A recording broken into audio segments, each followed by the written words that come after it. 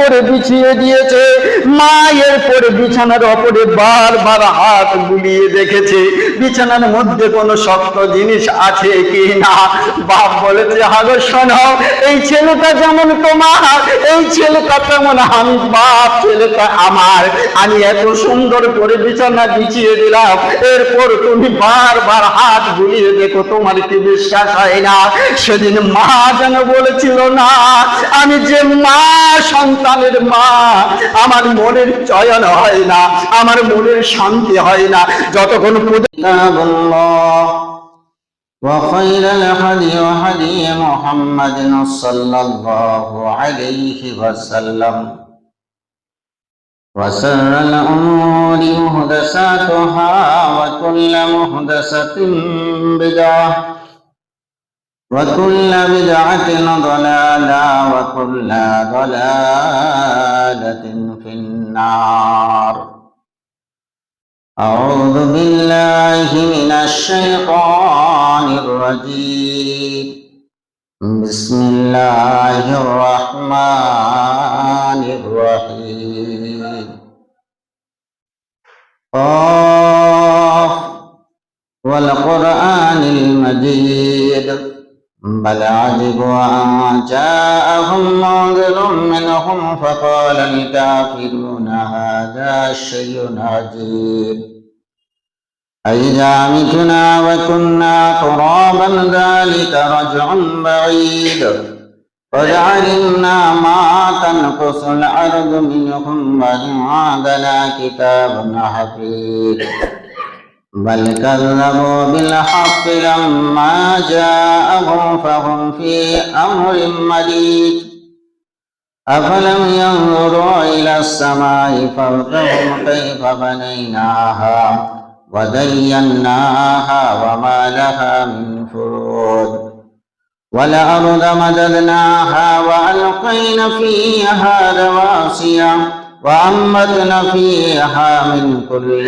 زوج بهيج تبصرة وذكرى لكل عبد منيب ونزلنا من السماء ماء مباركا فأنبتنا به جنات وحب الحصيد والنخل باسقات لها طلع نضيد رزقا للعباد وأحيينا به بلدة ميتا كذلك الخروج كذبت قبلهم قوم نوح وأصحاب الرس وثمود وعاد وفرعون وإخوان لوط وأصحاب الأيكة وقوم تبع كل كذب الرسل فهل كبعيد أفعينا بالخلق الأول بل هم في لبس من خلق جديد. بارك نعم.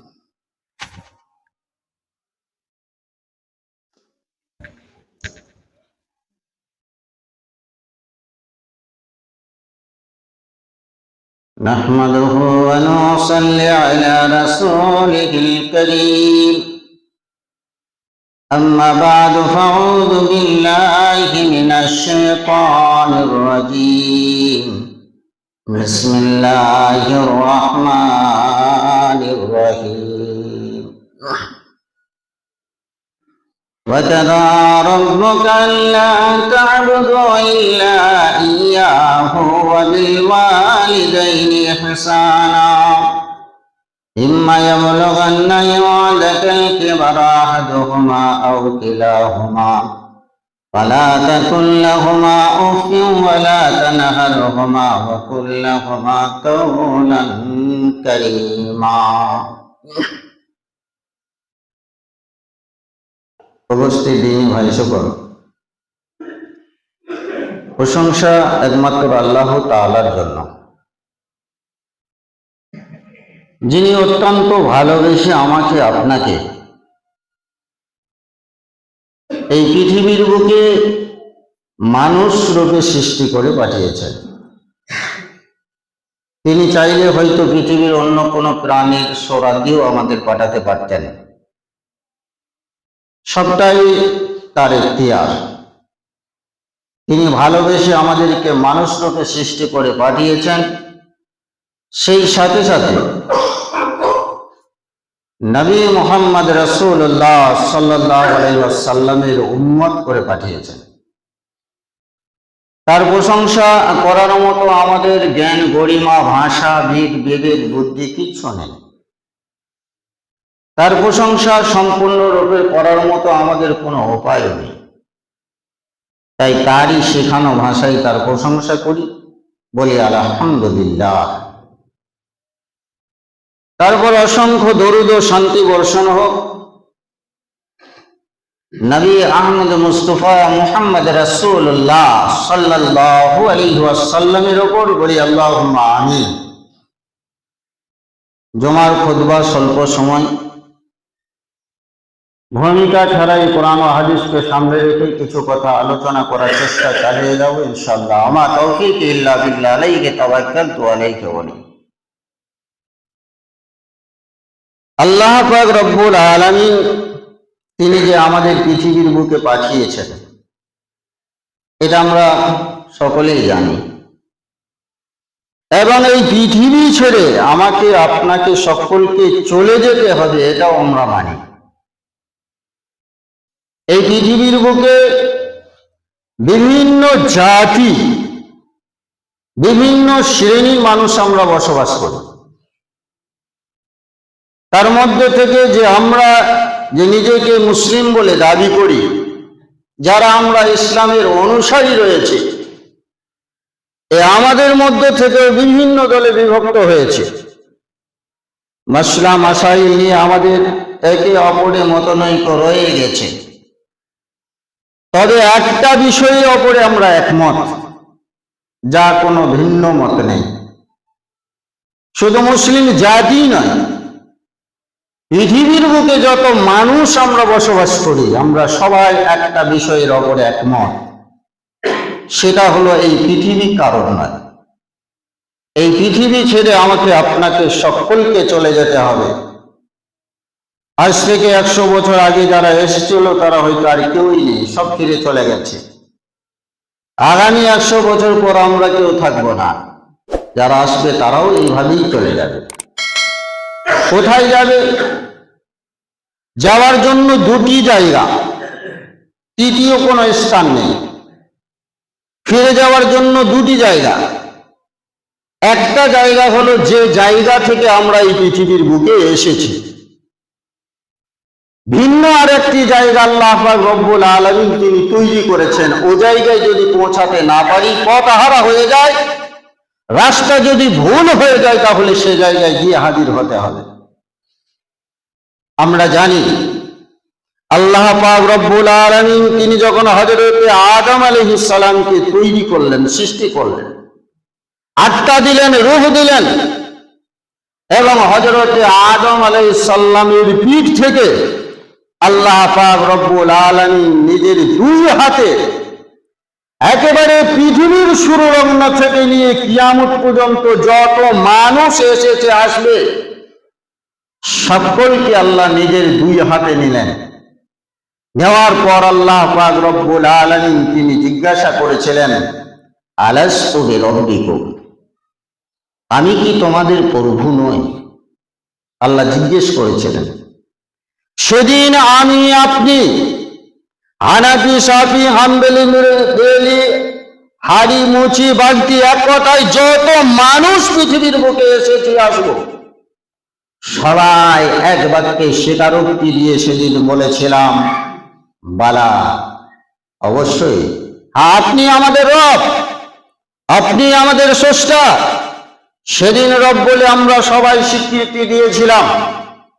এটা হয়তো আমাদের কারোর মনে নেই, স্মরণে কারোর আসে না, কিন্তু আপনি হাদিস কোরআন খুঁজলেই আপনি পেয়ে যাবেন সেদিন আমরা বলেছিলাম যে হ্যাঁ, আপনি আমাদের রব। তাহলে এখান থেকে বোঝা যায় যে আমাদের স্থান ছিল হযরত আদম আলাইহিস সালামের পিঠে, আর হযরত আদম আলাইহিস সালাম তিনি ছিলেন জান্নাতে। তাহলে আমাদের আসল ঠিকানাটা ছিল জান্নাতে। আল্লাহর আইনকে অমান্য করার জন্য, আল্লাহর বিধানকে ভঙ্গ করার জন্য হযরতে আদম আলাইহিস সালাম এবং হাওয়াকে দুজনকে পৃথিবীর বুকে আল্লাহ পাঠিয়ে দেন, জান্নাত থেকে বের করে দেন। তারই সিলসিলা অনুযায়ী আজ পর্যন্ত পৃথিবীর বুকে আমরা মানুষ জন্ম নিচ্ছি, মৃত্যু হচ্ছে, চলে যাচ্ছি, কিয়ামত পর্যন্ত এই সিস্টেম থাকবে। তাহলে জেনে রাখতে হবে আসল জায়গা ছিল আমাদের জান্নাত। এখন এখান থেকে ফিরে আমাদের হয় সে জায়গায় যেতে হবে, আর যদি পথ ভুল হয়ে যায় তাহলে তার দ্বিতীয় স্থান হচ্ছে জাহান্নাম। জাহান্নামে যেতে হবে। এই পৃথিবীর বুকে আল্লাহ আমাদেরকে পাঠিয়ে দিলেন। এরপর আল্লাহ পাক রব্বুল আলামিন তিনি জানিয়ে দিলেন এই সেই পুনরায় সে জায়গায়, যে জায়গা থেকে আমরা এসেছি সেই জায়গায় ফিরে যেতে গেলে এই পৃথিবীর বুকে আল্লাহ পাক রব্বুল আলামিনের আদেশ অনুসারে তো চলতে হবেই হবে, সাথে সাথে তিনজনের কথা স্মরণ রাখতে হবে, এই তিনজনের কথা মতো চলতে হবে। শুধু আপনি যদি মনে করেন আমি 5 ওয়াক্ত সালাত আদায় করি, আমি সিয়াম পালন করি, আমার অর্থ আছে আমি হজ করেছি, আমার অর্থ আছে আমি যাকাত দিয়ে আমি জান্নাতে চলে যাব, অসম্ভব হবে না। আল্লাহ পাক রব্বুল আলামিন তিনি তার হাবিব নবী মুহাম্মদ রাসূলুল্লাহ সাল্লাল্লাহু আলাইহি ওয়াসাল্লামকে জানিয়ে দিলেন, কুল ইন কুনতুম তুহিব্বুনাল্লাহ ফাত্তাবিউনি ইউহিব্বুকুমুল্লাহ। আল্লাহ বললেন, হে আমার হাবিব, হে আমার নবী, তুমি তোমার উম্মতদেরকে জানিয়ে দাও, তুমি তোমার উম্মতদেরকে বলে দাও। কুল, হে নবী আপনি বলে দিন, ইন কুনতুম তুহিব্বুনাল্লাহ, ওরা যদি আমি আল্লাহর ভালোবাসা পেতে চাই, ওরা যদি আমি আল্লাহর মহব্বত পেতে চাই, ওরা যদি আমার জান্নাত পেতে চাই, ওরা যদি জাহান্নামের কঠিন শাস্তি থেকে বাঁচতে চাই, ফাত্তাবিউনি ইউহিব্বুকুমুল্লাহ, ওরা যেন হাবিব তোমাকে অনুসরণ করে, ওরা যেন তোমার দেখানো পথের পথিক হয়ে যায়। ওরা যদি তোমার আদেশ না মানে, ওরা যদি তোমার হুকুমকে না মানে, তাহলে ওরা আমার ভালোবাসা পাবে না, ওরা আমার জান্নাত পাবে না, কঠিন জাহান্নামে নিক্ষেপ হতে হবে। অতএব আল্লাহ পাক রব্বুল আলামিন যেন জানিয়ে দিলেন, তিনি যে বিধান দিয়েছেন এটা তো আল্লাহকে রব বলে মানতে হবে, মেনে চলতে হবে।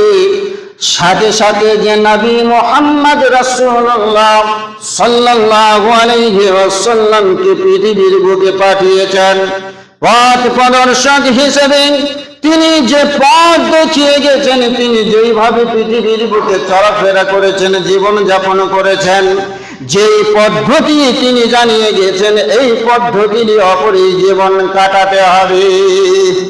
কারণ আল্লাহ পাক রব্বুল আলামিন তিনি জানিয়ে দিয়েছেন, ওয়া মা আরসালনাকা ইল্লা রাহমাতুল লিল আলামিন। হে হাবিব, আমি তোমাকে সারা বিশ্বের রহমত করে পাঠিয়েছি, তুমি হলে সারা বিশ্বের রহমত, তুমি সারা বিশ্বের নমুনা। তোমাকে দেখে মানুষ অনুসরণ করবে, তোমাকে দেখে মানুষ পথ অতিক্রম করবে, তোমাকে দেখেই দুনিয়ার বুকে জীবন যাপন করবে। অতএব নবী মুহাম্মদ রাসূলুল্লাহ সাল্লাল্লাহু আলাইহি ওয়াসাল্লামের দেখানো পথেই চলতে হবে। আল্লাহর কোরআন মেনে, আল্লাহর বিধান মেনে, আল্লাহকে রব বলে স্বীকৃতি দেওয়ার পর নবী মুহাম্মদ রাসূলুল্লাহ সাল্লাল্লাহু আলাইহি ওয়াসাল্লামকে ফলো করে পৃথিবীর বুকে জীবন যাপন করতে হবে। এই নবী মুহাম্মদ রাসূলুল্লাহ সাল্লাল্লাহু আলাইহি ওয়াসাল্লামের কাছে হযরতে আবু হুরায়রা গেলেন।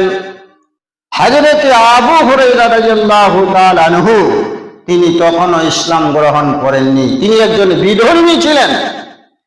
হযরতে আবু হুরায়রা রাদিয়াল্লাহু তাআলা আনহু আল্লাহ রাসূলের কাছে গেলেন, রাসূলের মুখের অমৃত বাণী তিনি শুনলেন। সেখান থেকে বাড়ি ফিরতে হযরতে আবু হুরায়রার দেরি হয়ে গিয়েছিল। দেরি হয়ে যাওয়ার কারণে হযরতে আবু হুরায়রা যখন বাড়িতে প্রবেশ করলেন, আবু হুরায়রার মা বলছেন, বেটা তুমি কোথায় ছিলে? হযরতে আবু হুরায়রা বলছেন, মা আমি নবী মুহাম্মদ রাসূলুল্লাহ সাল্লাল্লাহু আলাইহি ওয়াসাল্লামের দরবারে গিয়েছিলাম। মা রেগে রাগান্বিত হয়ে গেল, কারণ সে ছিল একজন মুশরিকা, বিধর্মী। যেই রাসূলের নাম শুনেছে, শোনার সাথে সাথে রাগান্বিত হয়ে গেছে। তুমি মুহাম্মদের কাছে গিয়েছিলে, মানে বার হও বাড়ি থেকে এক্ষুনি। মা সন্তানকে আঘাত করেছে, আবু হুরায়রাকে হাত করে বাড়ি থেকে বের করে দিচ্ছেন। আবু হুরায়রা রাদিয়াল্লাহু তাআলা আনহু তিনি নিজের চোখের অশ্রু ঝরাতে ঝরাতে কাঁদতে কাঁদতে আল্লাহর রাসূলের দরবারে গেলেন। নবী মুহাম্মদ রাসূলুল্লাহ সাল্লাল্লাহু আলাইহি ওয়াসাল্লাম আবু হুরায়রাকে জিজ্ঞাসা করছেন, আবু হুরায়রা তুমি কাঁদছো কেন? কি ব্যাপার, কি হয়েছে?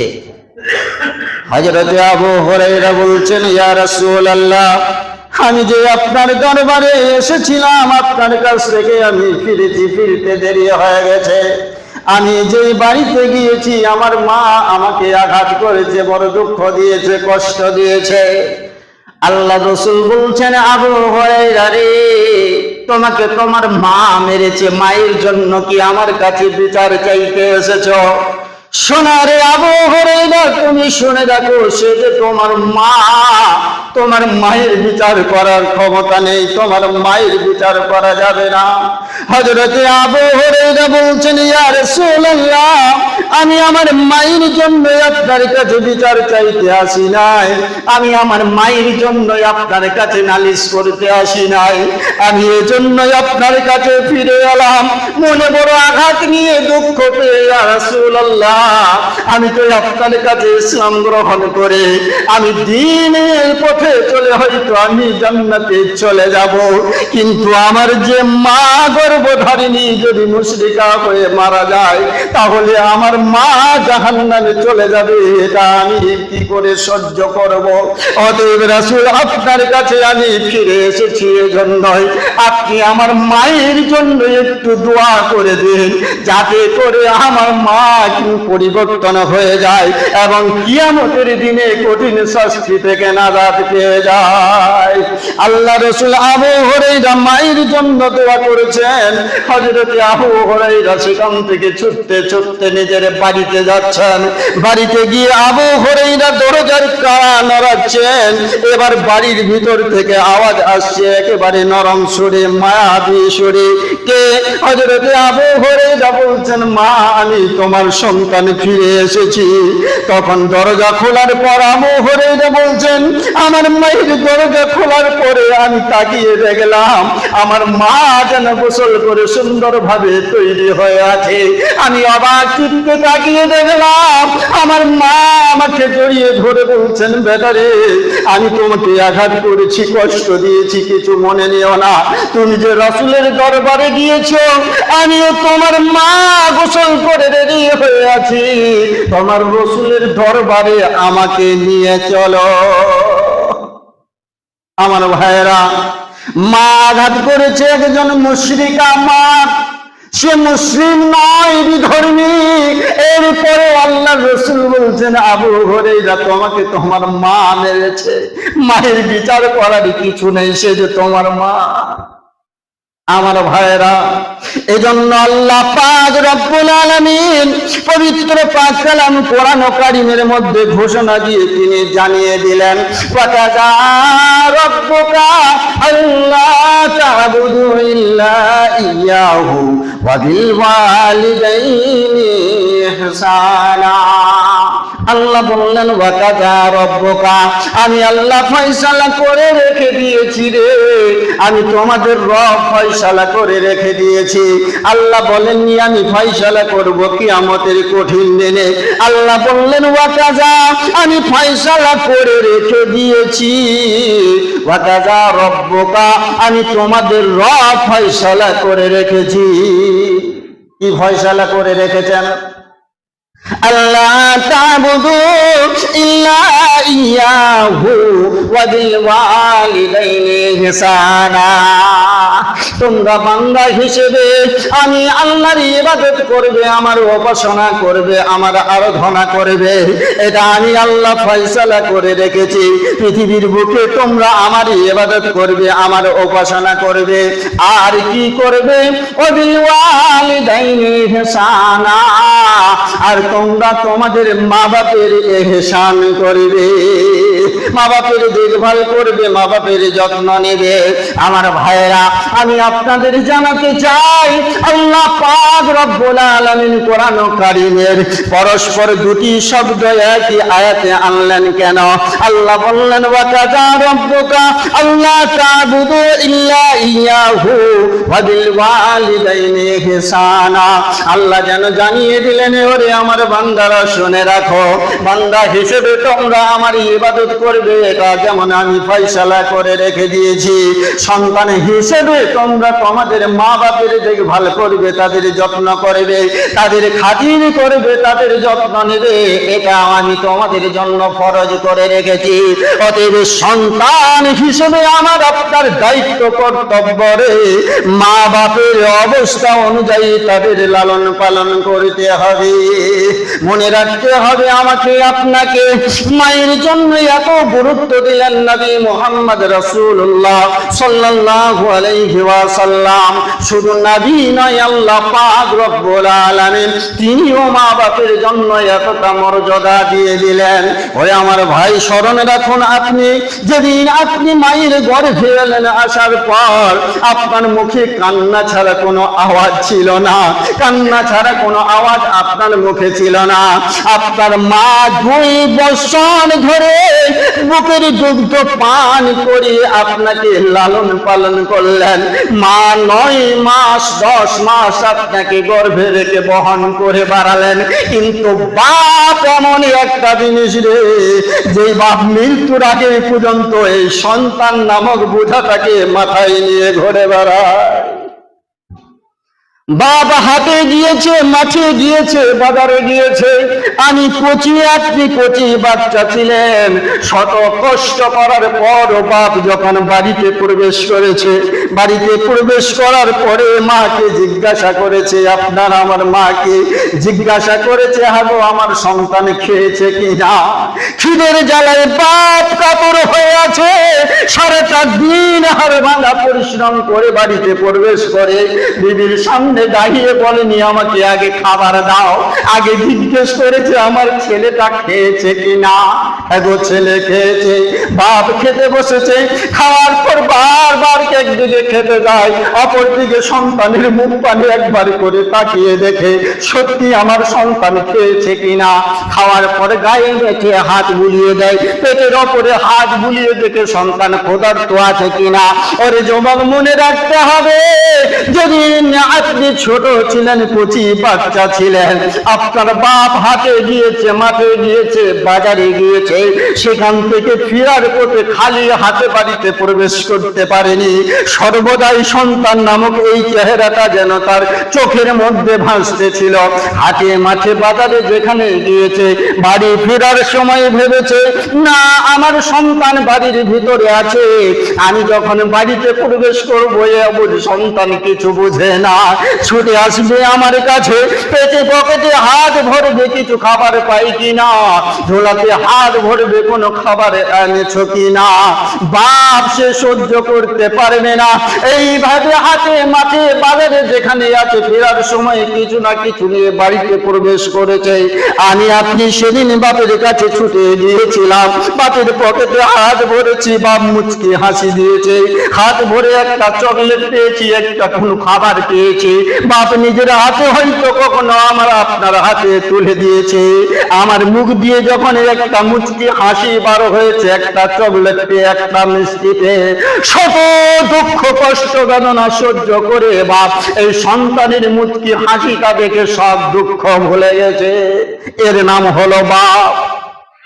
বাপ যদি মনে করতো শুধু আমি আমার পেটের খাবারটা জোগাড় করব, বাড়ি থেকে বার হতে হতো না। কিন্তু বাপ সন্তানের ভবিষ্যতের কথা চিন্তা করে, সন্তানের ভবিষ্যৎ উজ্জ্বল করার জন্য, সন্তানের মুখে দুমুঠো আহার তুলে দেওয়ার জন্য, উচ্চ শিক্ষায় শিক্ষিত করার জন্য নিজের বাড়ি ছেড়ে, গ্রাম ছেড়ে, এলাকা ছেড়ে বিদেশে চলে যায়। মাসের পর মাস, বছরের পর বছর কাটিয়ে দেয়। এটা নিজের সুখের জন্য নয়, এটা নিজের আনন্দের জন্য নয়, এটা নিজের পেট ভরার জন্য নয়, শুধুমাত্র সন্তানের মুখে হাসি দেখার জন্য বাপ ঘর বাড়ি ছেড়ে বাইরে জীবন কাটায়। এ হলো বাপ। এ বাপ সন্তানের জন্য সারাটা জীবন হাড় ভাঙা পরিশ্রম করে চালিয়ে গেছে জীবন যুদ্ধ নামক তাকে। অবশেষে বৃদ্ধা হয়ে গেছে, এখন বয়স হয়ে গেছে, এখন সে আর মুনিশ কাটতে পারে না, লোকের কাজ করতে পারে না, রিক্সা চালাতে পারে না, এখন 2 পয়সা ইনকাম করতে পারে না। সারাটা জীবন আপনার পিছনে ব্যয় করে অক্ষম হয়ে পড়ে গেছে।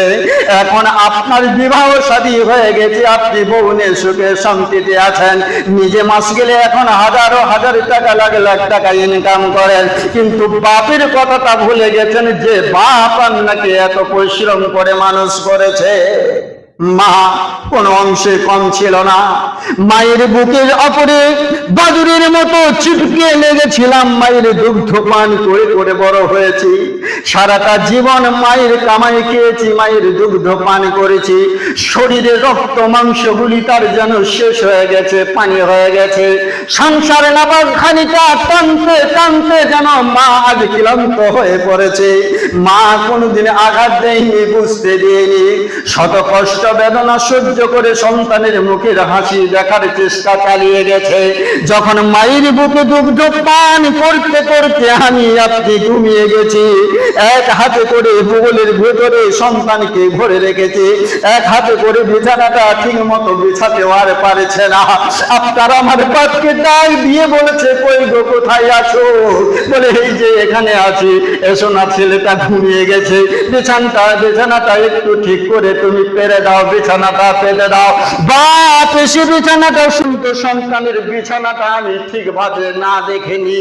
এই বিছানায় যদি কোনো খোঁজা থাকে, এই বিছানায় যদি কাপড় মাটি কিছু থাকে, আমার এই কচি সন্তানের নরম দেহে আঘাত লাগবে, সন্তান কষ্ট পাবে। এটা মা হয়ে আমি সহ্য করতে পারবো না। এজন্য আমি একটু হাতটা বুলিয়ে সুন্দর করে দেখে নিচ্ছি। যুবক, তোমাকে মনে রাখতে হবে, তোমার জীবনের সর্ব মুহূর্তে খেয়াল রেখেছিল তোমার মা, তোমার বাপ, তোমার শরীরে আঘাত লাগতে দেয়নি, আঁচ লাগতে দেয়নি। অতএব সেই বাপের বয়স হয়ে গেছে, সেই মায়ের বয়স হয়ে গেছে। যেই মা আপনি রাত্রিরে ঘুমোবার অবস্থায় বারবার মায়ের ঘুম ভেঙেছে, যতবার রাত্রিতে মায়ের ঘুম ভেঙেছে, ততবার সন্তানের পিছন ফিরে এক পিছনের দিকে একবার তাকিয়ে দেখেছে, না জানি আমার সন্তানটা মশারির বাইরে বার হয়ে যায়নি তো, সন্তানকে মশাই কামড় মারেনি তো, বিছানা থেকে গড়ে নিচে নেমে যায়নি তো, সন্তানের কষ্ট হয় নাই তো। বারবার আপনাকে খেয়াল রেখেছে, সারা রাত যতবার ঘুম ভেঙেছে।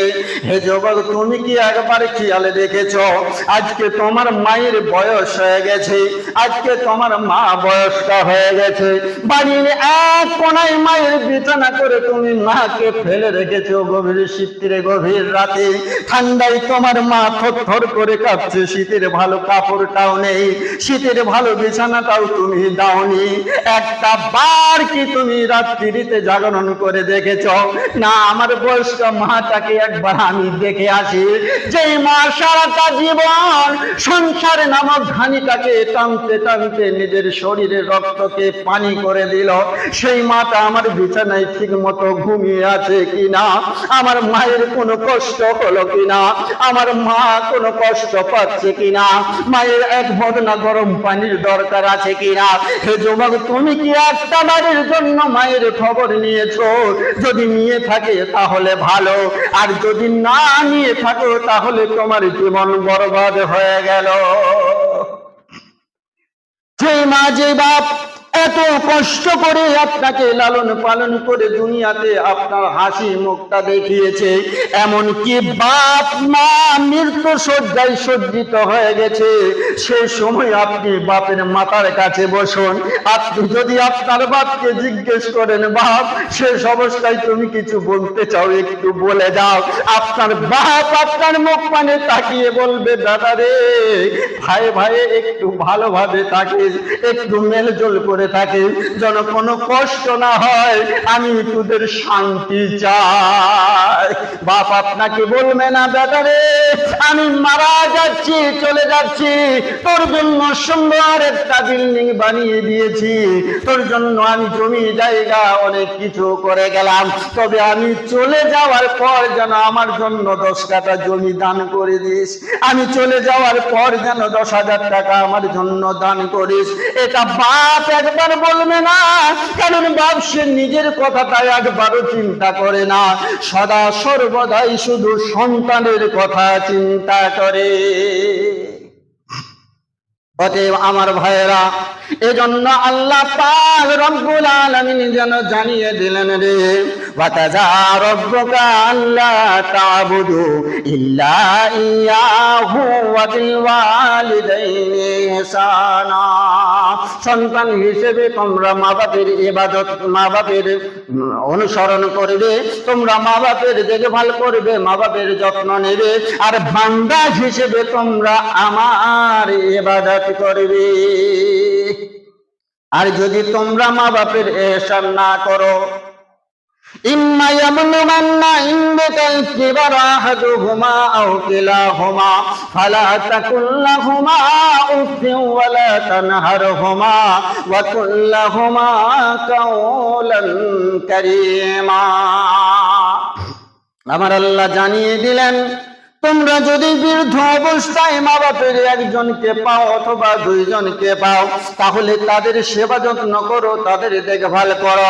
মা বাপের সাথে এমন ব্যবহার তুমি করবে না, মা বাপকে এমন ভাবে তুমি জোর গলায় কথা বলবে না, যাতে করে তারা মনে আঘাত পায়, তারা মনে কষ্ট পায়। তাদের মনে যদি শব্দটা বের হয়ে যায় রে, যদি তারা মনে আঘাত পেয়ে যায়, একবার যদি আল্লাহকে বলে দেয়, আল্লাহ আমি শত কষ্ট করে যত্ন করে আমি আমার সন্তানের লালন পালন করেছি, এখন বৃদ্ধ অবস্থায় আমি ঠিক মতো 2 মুঠো খেতেও পারি না, আমার সন্তানরা আমাকে খাবারটাও ঠিক মতো দেয় না, আমার দেখভাল করে না, একবার যদি আল্লাহর কাছে আপিল জানিয়ে দেয়, তাহলে যুবক তুমি মনে রাখো, তুমি যদি 5 ওয়াক্ত সালাত তুমি যতই আদায় করো, সিয়াম তুমি যতই পালন করো, হজ তুমি 1000 বার করে নাও কেন, সমস্ত কিছু ভালো কাজ তুমি করে গেছো, কিন্তু মা বাপকে যদি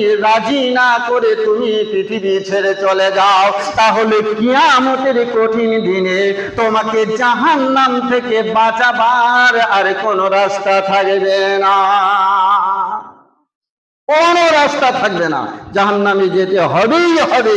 এমন একটা গুরুত্বপূর্ণ মা বাপের এত মর্যাদা আল্লাহ পাক রব্বুল আলামিন দিলেন, যার কারণে আল্লাহ একই আয়াতে পরস্পর আল্লাহ জানিয়ে দিলেন, বান্দা হিসেবে তোমরা আমার ইবাদত করবে, এটা ফয়সালা আমি আল্লাহ করে রেখে দিয়েছি, আর সন্তান হিসেবে তোমরা মা বাপের ইহসান করবে, তাদের যত্ন নেবে, তাদের দেখভাল করবে, এটা আমি তোমাদের জন্য ফয়সালা করে রেখে দিয়েছি। আর নবী মুহাম্মদ রাসূলুল্লাহ সাল্লাল্লাহু আলাইহি ওয়াসাল্লাম তিনি জানিয়ে রেখেছেন, 3 শ্রেণীর মানুষের দোয়া আল্লাহর কাছে কারেন্টের মতো কবুল হয়ে যায়। এই 3 শ্রেণীর মানুষের দোয়াকে আল্লাহ ফিরিয়ে দেন না, কারেন্টের মতো কবুল হয়ে যায়। এর মধ্যে 1 শ্রেণী হলো মা বাপ। অতএব মা বাপ যদি সন্তানের জন্য আল্লাহর কাছে ফরিয়াদ জানিয়ে দেয়, দ্বিতীয় কোনো রাস্তা থাকবে না জাহান্নাম থেকে বাঁচা। অন্যদিকে বিশ্ব নবী মুহাম্মদ রাসূলুল্লাহ সাল্লাল্লাহু আলাইহি ওয়াসাল্লাম তিনি জানিয়ে দিয়েছেন, সালাসাতুল লা ইয়াদখুলুনাল জান্নাতা, 3 শ্রেণীর মানুষেরা জান্নাতে যাবে না। একেবারে স্পষ্ট ভাষায় নবী মুহাম্মদ রাসূলুল্লাহ সাল্লাল্লাহু আলাইহি ওয়াসাল্লাম তিনি জানিয়ে দিয়েছেন, সালাসাতুন লা ইয়াদখুলুনাল জান্নাতা, তিন শ্রেণী মানুষ জান্নাতে যাবে না। আল্লাকুলি ওয়ালিদাইহি, যারা মা বাপের অবাধ্য সন্তান, মা বাপের মনে আঘাত দেয়, কষ্ট দেয়, এদের যত্ন নেয় না, মা বাপের অবাধ্য সন্তান, এরা জান্নাতে যাবে না। এদের জন্য জান্নাত হারাম করে দেওয়া হয়েছে, জাহান্নাম রেজিস্ট্রি করে দেওয়া।